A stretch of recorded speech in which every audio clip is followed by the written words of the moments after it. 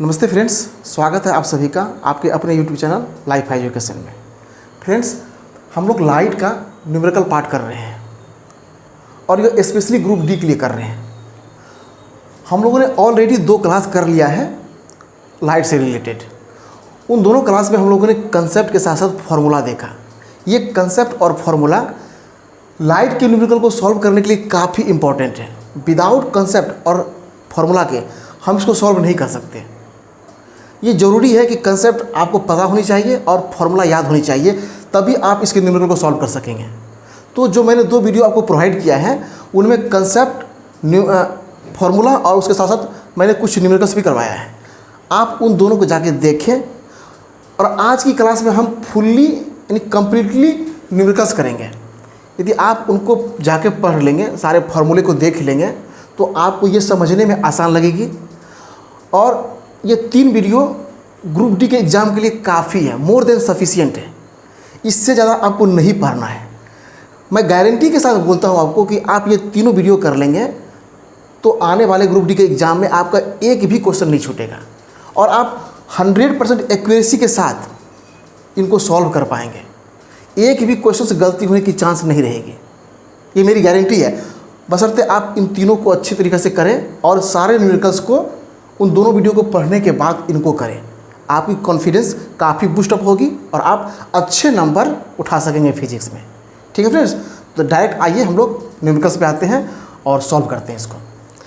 पहला क्वेश्चन है आपके सामने, क्या करा है कि 18 सेंटीमीटर फोकस दूरी के अवतल दर्पण के सामने 27 सेंटीमीटर की दूरी पर एक 7 सेंटीमीटर ऊंची वस्तु रखी जाती है। दर्पण से कितनी दूरी पर एक स्क्रीन यानी एक पर्दा रखी जाए जिस पर एक साफ छवि प्राप्त हो और छवि की आकार और प्रकृति बताना है। मतलब छवि की साइज यानी प्रतिबिंब की साइज और उनका नेचर बताना है। चलिए आते हैं, सॉल्व करते हैं इसको। क्वेश्चंस के अकॉर्डिंग दर्पण कैसा है? अवतल। और फोकस दूरी कितनी दी हुई है? फोकस दूरी दी हुई है 18 सेंटीमीटर। और आपको पता होगा कि अवतल दर्पण की फोकस दूरी हमेशा नेगेटिव होती है, तो नेगेटिव हो गई। और ये क्यों होती है? तो साइन कन्वेंशन के थ्रू। आपको पता होनी चाहिए कि फिजिक्स में जब लाइट का प्रॉब्लम सॉल्व करते हैं तो साइन कन्वेंशन की काफ़ी इंपॉर्टेंस होती है। विदाउट साइन कन्वेंशन का आप साइन डिसाइड नहीं कर पाएंगे।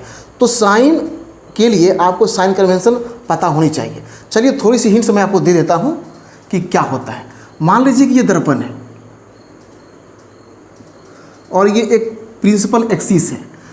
ये है यहाँ का ध्रुव, पी पोल है, ध्रुव। पोल से यहाँ पर एक फोकस है और यहाँ पर आर रेडियस ऑफ कर्वेचर है। आपको पता होगा फोकस दूरी की दुगनी दूरी होती है रेडियस ऑफ कर्वेचर, ठीक है ना। तो हर एक दूरी हम पोल से मेजर करते हैं।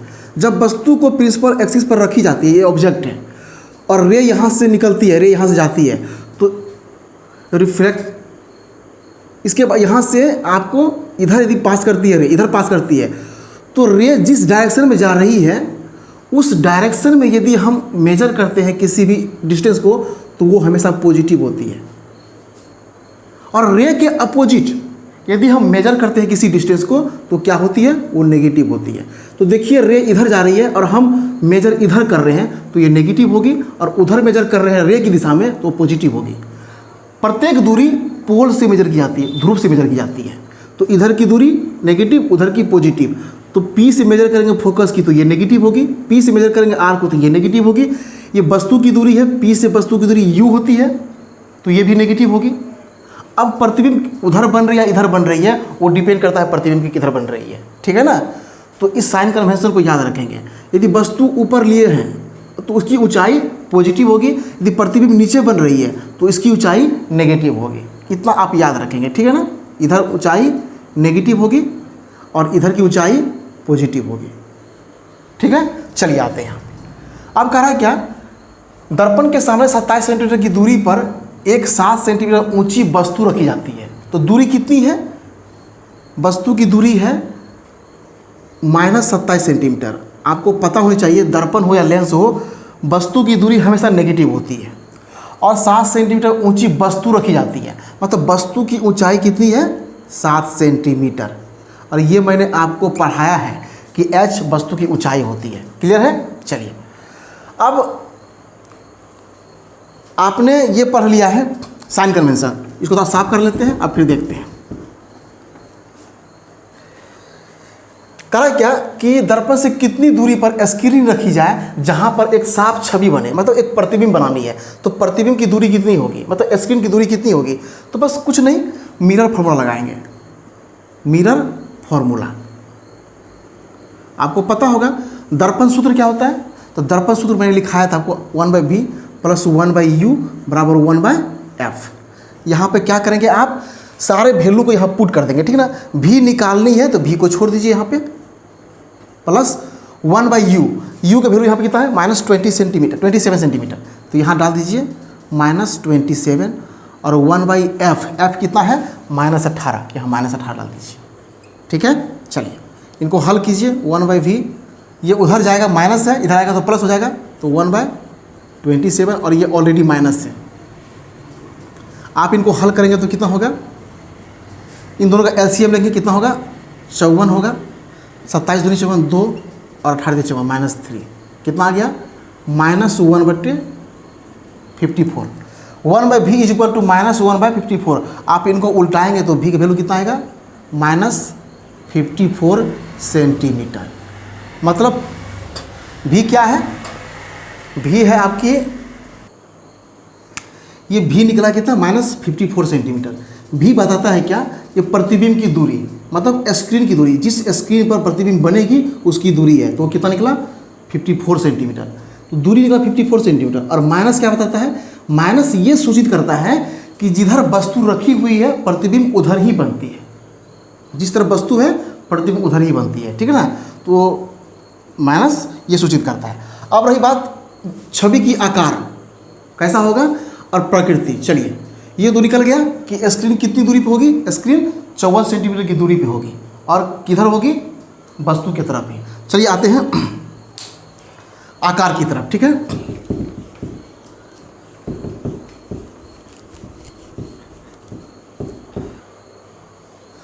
छवि की आकार देखने के लिए, वस्तु की आकार देखने के लिए हमें आवर्धन निकालना पड़ेगा। और आपको पता है कि आवर्धन m क्या होता है, आवर्धन m होता है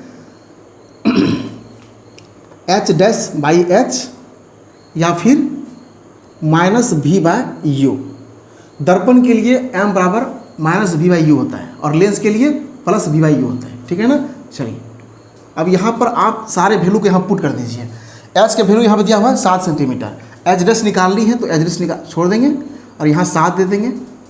माइनस है v अभी कितना निकला, v अभी निकला -54 सेंटीमीटर, अभी निकाला हम लोगों ने। और u कितना है -27 सेंटीमीटर, -27 सेंटीमीटर, ठीक है। ये माइनस माइनस कट गया, और ये 2,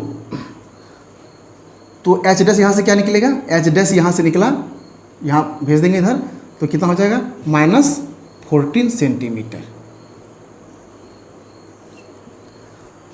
तो प्रतिबिंब की ऊंचाई कितनी हुई, प्रतिबिंब का आकार कितना हुआ, 14 सेंटीमीटर की लंबी प्रतिबिंब होगी, या उसकी लंबाई कितनी होगी 14 सेंटीमीटर की, ठीक है ना। और माइनस क्या सूचित करता है, तो माइनस सूचित करता है कि प्रतिबिंब प्रिंसिपल एक्सिस से नीचे बनती है, ठीक है ना। प्रिंसिपल एक्सिस से नीचे बनती है, और प्रतिबिंब कैसा होता है, रियल बनता है, यानी वास्तविक प्रतिबिंब बनता है, वास्तविक। माइनस ये सूचित करता है, ठीक है ना। और आकार कैसा है, आकार है 14 सेंटीमीटर का, और नेगेटिव बताता है कि वास्तविक प्रतिबिंब बनती है। अब इसकी प्रकृति कैसी है, प्रकृति वास्तविक है और आवर्धित। क्यों, क्योंकि m की वैल्यू यहाँ पे देखिए -v/tu निकाले हैं, और ये क्या निकला, यहाँ पे काट के 2 निकला है, तो m यहाँ पे माइनस यहाँ पे दिया हुआ है, तो -2 निकला m। ये क्या बताता है, ये बता रहा है कि वस्तु कैसा है, वस्तु माइनस ये बताता है कि वस्तु उल्टा है, प्रतिबिंब क्या है, उल्टा है, उल्टा प्रतिबिंब बनता है, और साथ ही साथ आवर्धित बनता है, मतलब बड़ा प्रतिबिंब बनता है, वस्तु से बड़ा और उल्टा बनता है। और यहाँ माइनस सूचित करता है कि वस्तु वास्तविक बनता है, ठीक है ना, रियल, उल्टा और आवर्धित बनता है, ठीक है। तो आपको आकार भी मालूम हो गया, प्रकृति भी मालूम हो गया, और कितनी दूरी पे बनेगी, तो 54 सेंटीमीटर की दूरी बनेगी, सारा कुछ हमने निकाल दिया। तो एक क्वेश्चन में आपको फ्रेंड्स, एक क्वेश्चन में आपको 3-4 सवाल आपको दिया हुआ है, और आपने 3-4 सवाल को निकाला। जैसे कि प्रतिबिंब की दूरी कितनी है, प्रतिबिंब की ऊंचाई कितनी है, प्रतिबिंब की प्रकृति क्या है। तो 3-4 सवाल दिया है, आपको एक सवाल में 3-4 सवाल क्लियर हुआ होगा। ठीक है, चलिए आते हैं नेक्स्ट क्वेश्चन पे।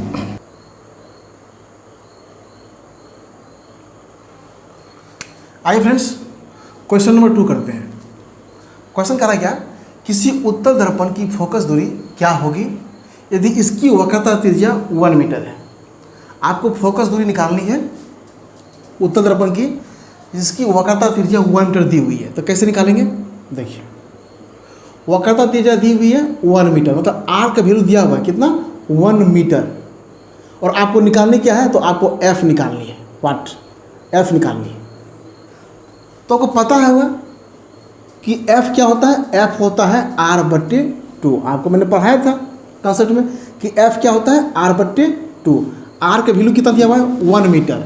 तो आप 1 में 2 से भाग देंगे, कितना आएगा 0.5 मीटर, या इनको सेंटीमीटर में कन्वर्ट करेंगे तो कितना आएगा, 100 से मल्टीप्लाई कर देंगे तो कितना आएगा 50 सेंटीमीटर। या तो आपका आंसर ये होगा या तो ये होगा। ऑप्शन में जो रहेगा आप उनको टिक कर देंगे। यदि मीटर में दिया हुआ है तो 0.5 मीटर, और सेंटीमीटर में दिया हुआ है तो 50 सेंटीमीटर। ठीक है, तो यही आपका क्या निकल गया, फोकस निकल गया। चलिए क्वेश्चन नंबर 3 पाते हैं। आइए क्वेश्चन नंबर 4 करते हैं। क्या दिया हुआ है, किसी उत्तल दर्पण की फोकस दूरी 50 सेंटीमीटर है, तो दर्पण की वक्रता त्रिज्या ज्ञात करें। क्या होगा वक्रता त्रिज्या, तो देखिए यहाँ पे दिया हुआ है क्या, फोकस दूरी, इस बार फोकस दूरी दी हुई है, मतलब एफ दी हुई है, कितना दी हुई है 50 सेंटीमीटर। और आपको निकालनी क्या है, आर निकालनी है, वक्रता त्रिज्या निकालनी है। उत्तल दर्पण की फोकस दूरी पॉजिटिव होती है, प्लस होती है, याद रखिएगा। उत्तल दर्पण की फोकस दूरी क्या होती है, प्लस होती है। ठीक है ना। अब हमको निकालना है आर, तो आपको पता होगा कि आर इज इक्वल टू क्या होता है, चूँकि आर इज इक्वल टू होता है 2f। मैंने पढ़ाया था और पिछले क्वेश्चंस में भी अभी निकाला था कि f is equal to r/2। आप यहाँ से f निकालेंगे तो 2 की तरफ भाग देना पड़ेगा, और नहीं तो r2f होता है। f का यानी फोकस दूरी का दुगुना होता है क्या, वक्रता त्रिज्या। बस कुछ नहीं करेंगे यहाँ पर, बस 2 और फोकस दूरी कितनी दी हुई है 50 सेंटीमीटर, यहाँ 50 डाल दीजिए, कितना हो जाएगा 100 सेंटीमीटर, या फिर 100 सेंटीमीटर बराबर 1 मीटर, या तो फिर 1 मीटर। या तो ऑप्शन में 1 मीटर हो तो आप ये टिक करेंगे, या 100 सेंटीमीटर हो तो आप ये टिक करेंगे। ठीक है, दोनों आंसर सही है। चलिए आते हैं क्वेश्चन नंबर 5 पे। चलिए फ्रेंड्स, क्वेश्चन नंबर 5 करते हैं। कहा क्या, किसी अवतल दर्पण की वक्रता त्रिज्या 25 सेंटीमीटर है, तो इसकी फोकस दूरी क्या होगी। इस बार दर्पण अवतल है, तो अवतल दर्पण की वक्रता त्रिज्या दी हुई है, यानी आर दी हुई है। आर कितना है 25 सेंटीमीटर। आप याद रखेंगे कि अवतल दर्पण की वक्रता त्रिज्या नेगेटिव होता है, ठीक है ना। पर यहाँ पे आपको फोकस दूरी निकालनी है, मतलब एक डिस्टेंस पूछ रहा है, तो डिस्टेंस पॉजिटिव ही लेंगे, कोई दिक्कत नहीं। लेकिन आपसे साइन पूछे साइन के साथ, तो आप नेगेटिव बोलेंगे, ये भी नेगेटिव, फोकस दूरी भी नेगेटिव। एफ क्या होगा, तो एफ वाट, एफ निकालनी है। तो आपको पता है क्या कि एफ वही फार्मूला, एक ही फार्मूला r/2। आर कितना दिया हुआ है 25/2, भाग देके देखिए ये होगा 12.5 सेंटीमीटर, 12.5 सेंटीमीटर। मीटर में चेंज करेंगे तो आप 100 से भाग दे देंगे, बस यही आंसर है। क्लियर है। चलिए आइए क्वेश्चन नंबर 6 पे आते हैं।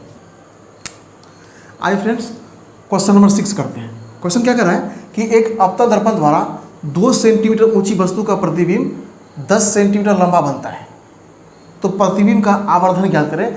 आवर्धन पूछ रहा है कि आवर्धन क्षमता क्या है, आवर्धन ज्ञात करें।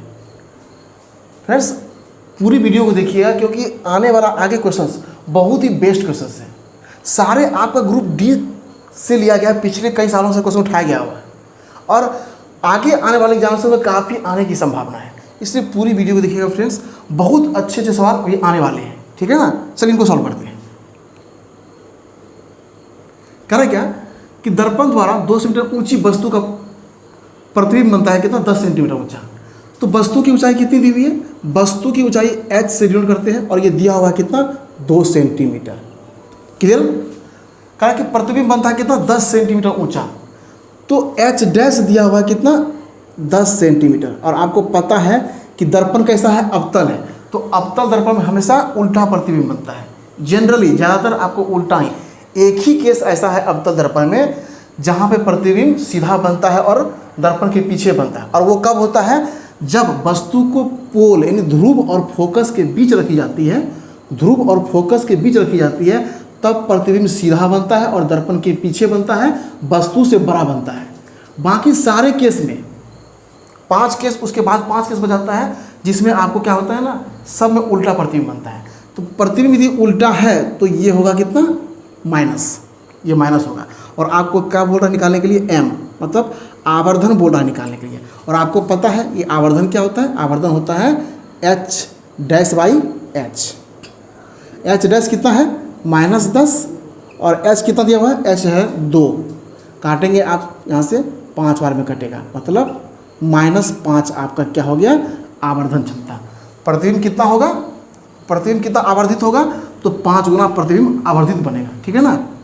तो आवर्धन 5 निकल गया। चलिए क्वेश्चन नंबर आते हैं 7 पे।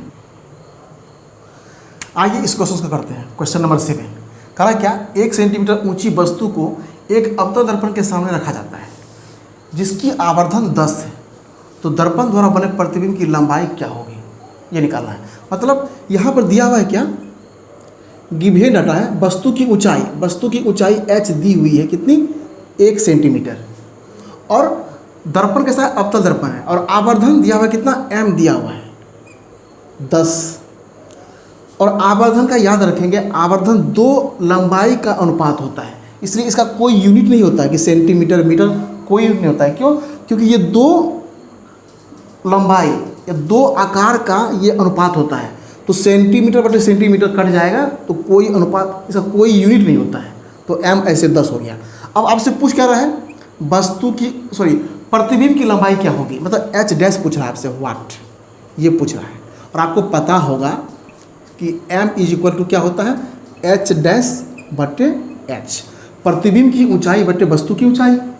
और ये दिया हुआ m कितना दिया हुआ है, m 10 दिया हुआ है, h डैश आपको निकालनी है, और h दिया हुआ है 1 सेंटीमीटर, यहाँ पर 1 सेंटीमीटर दिया हुआ है, तो आपको h डैश कितना निकलेगा, 1 भगा में है, इधर आएगा तो क्या होगा, गुना हो जाएगा, तो 10 गुना 1 10 सेंटीमीटर क्या हो जाएगा, प्रतिबिंब की ऊंचाई, मतलब प्रतिबिंब की लंबाई कितना, 10 सेंटीमीटर, और वस्तु की लंबाई कितना, 1 सेंटीमीटर, मतलब वस्तु से प्रतिबिंब क्या है, लंबा है, आवर्धित है, ठीक ना, बड़ा है।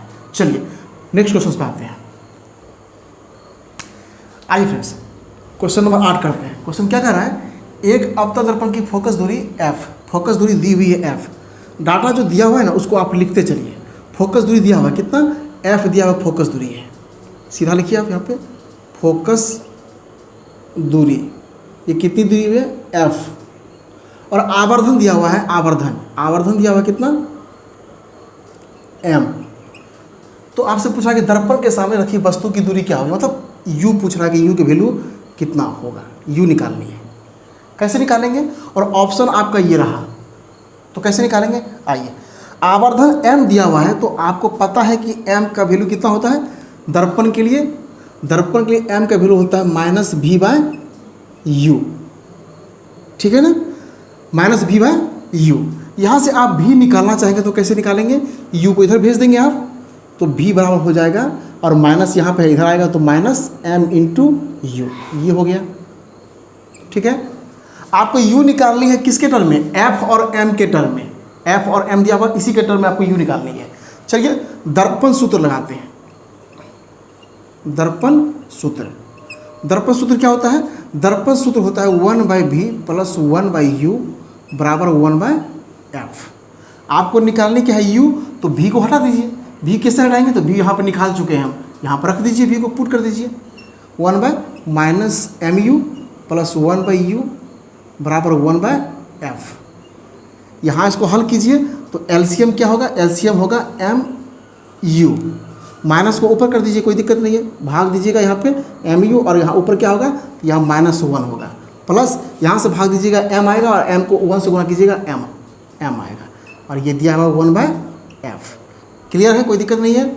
इसको लिख सकते हैं आप m-1/mu बराबर 1/f। अब आ जाइए, कोना को गुणा कर दीजिए, क्रॉस गुणा कर दीजिए, इससे इसको गुणा कर दीजिए, तो एम यू क्या हो जाएगा, m-1 इंटू एफ हो जाएगा।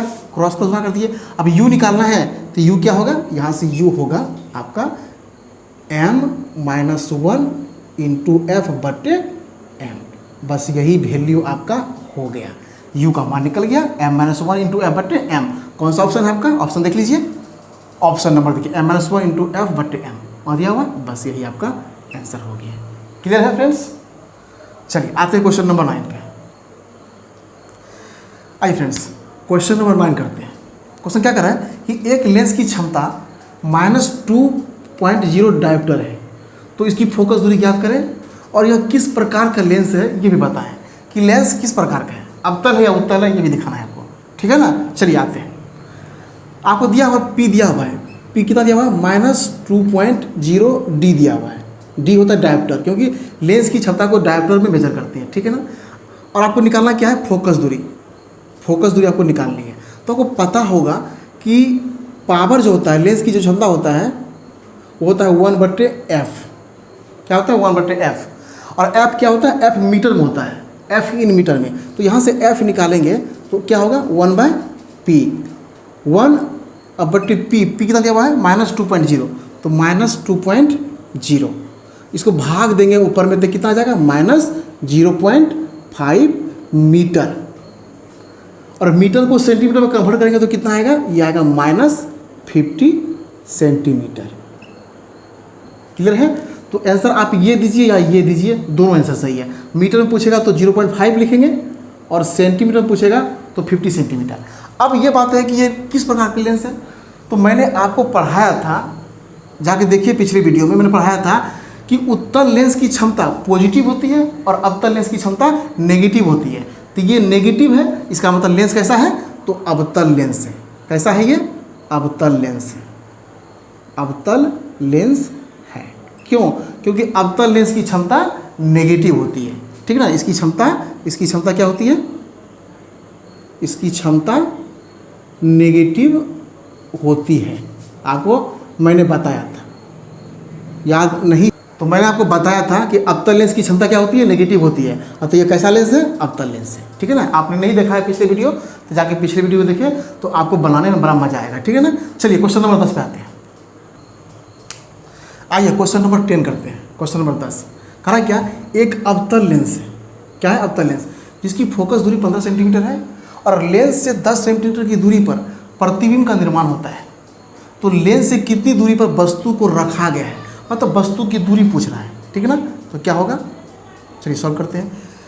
डाटा क्या गिवन है, डाटा गिवन है f, फोकस दूरी दी हुई है 15 सेंटीमीटर। और आपको पता होगा कि अवतल लेंस की फोकस दूरी नेगेटिव होता है, क्योंकि जिधर वस्तु होती है उधर ही क्या होता है, फोकस होता है। और क्या दिया हुआ है, 10 सेंटीमीटर की दूरी पर प्रतिबिंब बनता है, मतलब भी दिया हुआ है। ये कितना दिया हुआ है, 10 सेंटीमीटर। और ये भी नेगेटिव होता है, क्यों, क्योंकि वस्तु की तरफ ही प्रतिबिंब का निर्माण होता है। तो ये भी नेगेटिव, ये भी नेगेटिव। आपको निकालना क्या है, वो है वस्तु की दूरी u निकालना है। तो बस लेंस है तो लेंस फॉर्मूला लगाइए। लेंस सूत्र आपको पता होगा कि लेंस सूत्र क्या है, तो लेंस सूत्र लगा दीजिए, 1/v - 1/u बराबर 1/f। बच्चों को हमेशा कन्फ्यूजन रहता है क्या कि u पहले होगा कि v पहले होगा, तो याद रखिएगा पहले प्रतिबिंब की दूरी होती है 1/v, तब 1/u। ठीक है ना। चलिए यहाँ पुटिंग कर दीजिए, 1/v, v कितना है, -10 - 1/u निकालना है, छोड़ दीजिए इसको, 1/f, f कितना दिया हुआ है, -15, -15 यहाँ रख दीजिए, कोई दिक्कत नहीं है। चलिए यहाँ से इसको उस पार ले जाइए, तो यहाँ बचा -1/u और इधर ले आइए इसको, तो क्या हो जाएगा 1/10 और इधर -1/15 है। इसको हल कीजिएगा, क्या होगा, एलसीएम होगा 30, 10 दिया 30, 3 और यहाँ हो जाएगा 2, कितना हो जाएगा 1/। चलिए तो यहाँ से क्या होगा, तो यहाँ से आया -1/u, यहाँ घटाएंगे तो कितना आ जाएगा, ये आ जाएगा 1/30। दोनों को उल्टा दीजिए, दोनों को उल्टा दीजिए, तो कितना हो जाएगा, ये हो जाएगा u बराबर हो जाएगा -30 सेंटीमीटर।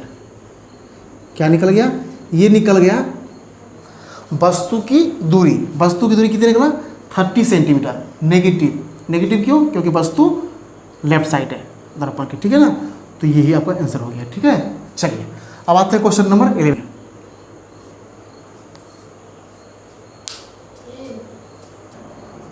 तो फ्रेंड्स क्या होगा, -1/u बराबर, यहाँ घटाएंगे 3 में से 2 गया 1, 1/30 हो गया। तो -1/u बराबर 1/30, दोनों को उल्टा देंगे तो क्या हो जाएगा, u बराबर हो जाएगा 30, माइनस है तो माइनस लग गया, तो u बराबर 30 मतलब 30 सेंटीमीटर। तो वस्तु की दूरी क्या हो गया 30 सेंटीमीटर माइनस में, माइनस क्यों, क्योंकि लेफ्ट साइड बन रहा है, पर वस्तु कहाँ रखी गई है, लेफ्ट साइड में। तो 30 सेंटीमीटर की दूरी पर वस्तु को रखी जाती है, दर्पण के लेंस के 30 सेंटीमीटर दूरी पर। चलिए क्वेश्चन नंबर 11 पे आते हैं। आइए क्वेश्चन नंबर 11 करते हैं। क्वेश्चन क्या कर रहा है, एक लेंस की फोकस दूरी 50 सेंटीमीटर है, तो इस लेंस की क्षमता क्या होगी और यह किस तरह का लेंस है। लेंस की प्रकृति बताना है कि लेंस किस तरह का लेंस है। क्या होगा सॉल्यूशन करते हैं। लेंस की फोकस दूरी f दी हुई है, कितना, प्लस में दी हुई है 50 सेंटीमीटर, और आपको निकालना क्या है, p निकालना है, p क्या होगा, क्लियर है। और p आपको पता है कि p क्या होता है, p होता है 1/f, और मैंने आपको बार बार बताया है कि f हमेशा मीटर में होता है, किसमें, मीटर में, पर यहाँ दिया हुआ कितना में, सेंटीमीटर में। तो इसको पहले मीटर में आप कन्वर्ट कर लेंगे, प्लस 100 से भाग देंगे, 50 में 100 से भाग देंगे तो मीटर हो जाएगा, कितना हो जाएगा, प्लस हाफ मीटर, ठीक है ना। अब यहाँ पुट कर दीजिए 1/2, ये उलट के ऊपर जाएगा तो क्या हो जाएगा 2, और लेंस की क्षमता का मात्रा क्या होता है, डायोप्टर, प्लस में है तो प्लस में हो गया, तो p का वैल्यू कितना हो गया, +2 डायोप्टर। तो लेंस की क्षमता निकल गई कितना, +2 डायोप्टर। अब बोला कि लेंस किस तरह का लेंस है, तो आपको पता होगा कि उत्तल लेंस की क्षमता हमेशा पॉजिटिव होती है, प्लस होती है। तो ये किस तरह का लेंस है, ये उत्तल लेंस है, क्योंकि उत्तल लेंस की क्षमता पॉजिटिव होती है, अतः उत्तल लेंस है। चलिए क्वेश्चन नंबर 12 करते हैं। आइए फ्रेंड्स क्वेश्चन नंबर 12 करते हैं। कह रहा है क्या, किसी माध्यम का अपवर्तनांक 2 दिया हुआ है, तो उस माध्यम में प्रकाश की चाल क्या होगी। जब अपवर्तनांक 2 दिया हुआ है तो प्रकाश की चाल क्या होगी उस माध्यम में जिस माध्यम की अपवर्तनांक 2 दी हुई है। कैसे सॉल्व करेंगे, तो आपको पता होगा क्या दिया हुआ है, म्यू का वैल्यू 2 दिया हुआ है, ये म्यू है, अपवर्तनांक को म्यू से डिनोट करते हैं तो म्यू बराबर 2 हो गया है। अब आपको निकालने क्या है, माध्यम में प्रकाश की चाल। तो आपको पता होगा कि म्यू का डेफिनेशन से म्यू क्या होता है, तो म्यू होता है c/v। ये आपको मैंने पढ़ाया था, आपने पिछला वीडियो नहीं देखा है तो जाकर उसे देखे आप, ठीक है ना। चलिए c/v होता है, c क्या है, प्रकाश की चाल निर्वात में, मतलब निर्वात में प्रकाश की चाल बट्टे उस माध्यम में प्रकाश की चाल जिस माध्यम में निकालने को बोल रहा है, ठीक है ना। तो यहाँ से यदि v निकालना है हमको, v निकालना है तो क्या करेंगे, v को इधर रखेंगे, म्यू को इधर लाएंगे, तो c बट्टे क्या हो जाएगा, म्यू। और आपको पता है कि निर्वात में प्रकाश की चाल क्या होती है, तो वो होता है, आपको पता है कि 3 × 10⁸ मीटर पर सेकेंड, और यहाँ पे म्यू कितना दिया हुआ है 2, तो म्यू 2 दिया है, भाग दे दीजिए 1.5 × 10⁸ मीटर पर सेकेंड, यही आपका आंसर होगा। 3 में 2 से भाग देंगे तो 1.5 आएगा, 1.5 आएगा, और ये तो है ही दिया हुआ, तो यही आपका क्या हो गया, आंसर हो गया, ठीक है। आइए नेक्स्ट क्वेश्चन पाते हैं। आइए क्वेश्चन नंबर 13 करते हैं। क्वेश्चन क्या कह रहा है, क्वेश्चन कह रहा है क्या, किसी ग्लास का अपवर्तनांक 4/3 दिया हुआ है, मतलब म्यू का वैल्यू दिया हुआ है, और ग्लास में प्रकाश की चाल दिया हुआ है इतना मीटर पर सेकेंड। ग्लास क्या एक माध्यम है, तो किसी माध्यम में, कौन सी माध्यम में, तो ग्लास एक माध्यम है जिसमें चाल दी हुई है इतना। तो बोला कि निर्वात में प्रकाश की चाल क्या होगी। वैसे तो निर्वात में प्रकाश की चाल हमें पता है कि 3 × 10⁸ मीटर पर सेकेंड होता है, पर यहाँ पे दिए गए डाटा के अकॉर्डिंग पूछ रहा है कि इस डाटा के अकॉर्डिंग निर्वात में प्रकाश की चाल क्या होगी, ठीक है ना। तो इस डाटा के अकॉर्डिंग हमको निकालनी है। अब देखिए म्यू का वैल्यू क्या दिया हुआ है 4/3, और यहाँ पे माध्यम में प्रकाश की चाल मतलब v का वैल्यू दिया हुआ है कितना, 2 × 10⁸ मीटर पर सेकेंड। और हमें पता है, क्या पता है, क्योंकि म्यू क्या होता है, म्यू होता है c/v, और हमको यहाँ c निकालनी है, प्रकाश की चाल निकालनी है निर्वात में, तो यही c निकालनी है। तो यहाँ से c क्या होगा, यहाँ c होगा, v को इधर कर देंगे तो क्या होगा, म्यू × v। म्यू कितना दिया हुआ है 4/3, और v कितना दिया हुआ है 2 × 10⁸ मीटर पर सेकेंड, ये दिया हुआ है। बस वैल्यू पुट कर दिए और इसको हल कर दीजिए, 4 दूनी 8, 8/3 × 10⁸ मीटर पर सेकेंड। आंसर यही हो गया। आप चाहें तो इसको दशमलव में भी तोड़ सकते हैं, या इस तरह से दिया गया ऑप्शन तो आप इसको ठीक कर सकते हैं। ठीक है, चलिए आते हैं नेक्स्ट क्वेश्चन से। आइए फ्रेंड्स, क्वेश्चन नंबर 14 करते हैं। क्या कर रहा है, अवतल दर्पण के सामने 10 सेंटीमीटर की दूरी पर रखी एक वस्तु का 3 गुना बड़ा प्रतिबिंब बनता है, मतलब 3 गुना आवर्धित प्रतिबिंब। बड़ा का मतलब होता है आवर्धित, मैग्नीफाइंग, तो 3 गुना मैग्नीफाइंग प्रतिबिंब इमेज बनता है। तो दर्पण का फोकस दूरी याद करनी है। चलिए सॉल्यूशन कीजिए इसका। क्या होगा, क्या दिया हुआ है, u दिया हुआ है कितना, -10 सेंटीमीटर वस्तु की दूरी दी हुई है। क्यों, क्योंकि अवतल दर्पण है तो वस्तु की दूरी नेगेटिव होगी, और हर में चाहे अवतल हो चाहे उत्तल हो किसी में भी u नेगेटिव होता है। ठीक है ना। m दिया हुआ है कितना, ये दिया हुआ है +3, 3 गुना आवर्धित प्रतिबिंब बनता है। ठीक है, तो ये 3 दिया हुआ है। चलिए ठीक है, आपको निकालना क्या है, आपको निकालना है f, फोकस दूरी निकालनी है आपको। ठीक है ना। चलिए यहाँ से क्या करेंगे, m का दिया हुआ है यहाँ पे, तो हम क्या पता कर सकते हैं, v पता कर सकते हैं। कैसे पता करेंगे, तो आइए, m का वैल्यू क्या होता है, m का वैल्यू होता है -v/u। m का वैल्यू यहाँ 3 दिया हुआ है, -v पता हमको नहीं है, हमको पता करना है, और u कितना दिया हुआ है, -10। यहाँ से माइनस माइनस काट देंगे तो v कितना निकलेगा, v निकलेगा +30 सेंटीमीटर। तो क्या v का वैल्यू निकल गया +30 सेंटीमीटर। आपको निकालनी क्या है, दर्पण की फोकस दूरी f निकालनी है। तो f कैसे निकलेगा, तो बस कुछ नहीं करना है, दर्पण सूत्र, क्यों दर्पण है तो दर्पण सूत्र का इस्तेमाल कीजिए। दर्पण सूत्र लगा देंगे। दर्पण सूत्र क्या होता है, ये होता है 1/v + 1/u = 1/f। अभी v निकाल चुके हैं कितना, +30 सेंटीमीटर, तो 1/+30 + 1/u, u कितना दिया हुआ है, -10, यहाँ पुट कर दीजिए -10, और 1/f निकालनी है तो f को छोड़ दीजिए। यहाँ पर हल कर देंगे, क्या होगा, एलसीएम 30 हो जाएगा, यहाँ देंगे भाग तो 1 आएगा, और यहाँ माइनस प्लस माइनस 10 या 30 यहाँ पर 3 हो जाएगा। ठीक है, 1/f यहाँ घटाएंगे तो क्या होगा, -2/30 बराबर 1/f। 2 से काट दीजिए 1 बार में, और ये 15 बार में। ठीक है ना, उल्टा देंगे, 1/15 = 1/f है। f निकालनी है तो कैसे उल्टा देंगे, उल्टा दिया तो कितना हो गया, उल्टा देंगे तो -15 सेंटीमीटर। यही आपका क्या हो गया, यही आपका आंसर हो गया। फोकस दूरी पूछ रहा था, बस निकाल दिया, f बराबर -15 सेंटीमीटर। तो फ्रेंड्स, आज के क्लास को यहीं ख़त्म करेंगे। नेक्स्ट वीडियो साउंड के साथ हम फिर आपसे मिलते हैं। और फ्रेंड्स, आज मैंने सारा न्यूमेरिकल्स किया है, टोटल 14 न्यूमेरिकल्स हमने किया है आज। यदि पिछले 2 वीडियो और इस वीडियो को मिलाकर आप तीनों वीडियो को एक साथ कर लेते हैं ना, तो मुझे लगता है कि मोर देन सफिशिएंट है फॉर ग्रुप डी के लिए, RRB group D, railway group D के लिए मोर देन सफिशिएंट क्वेश्चन है।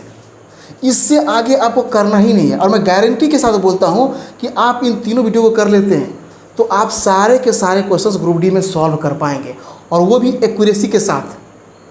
यदि आप अच्छी तरह से इसको 2-3 बार देख लेते हैं तो कोई क्वेश्चंस आपको गलती होने की चांस नहीं बनेगी। 100% आप बनाएंगे और सही बना कर आएंगे, और इससे बाहर एक भी क्वेश्चंस आपको देखने को नहीं मिलेगा, ये गारंटी है। तो फ्रेंड्स, इनको देखिए, बार बार दोस्तों को भी शेयर कीजिए। और फ्रेंड्स, बहुत मेहनत के साथ वीडियो बनाया जाता है आपको लिए, इसलिए फ्रेंड्स आपसे रिक्वेस्ट है कि आप वीडियो को लाइक करें, दोस्तों में शेयर करें, और चैनल पे नए हैं तो चैनल को सब्सक्राइब कर लें, क्योंकि देख रहे हैं कितना गर्मी है और इस गर्मी में आपके लिए वीडियो बनाया जा रहा है।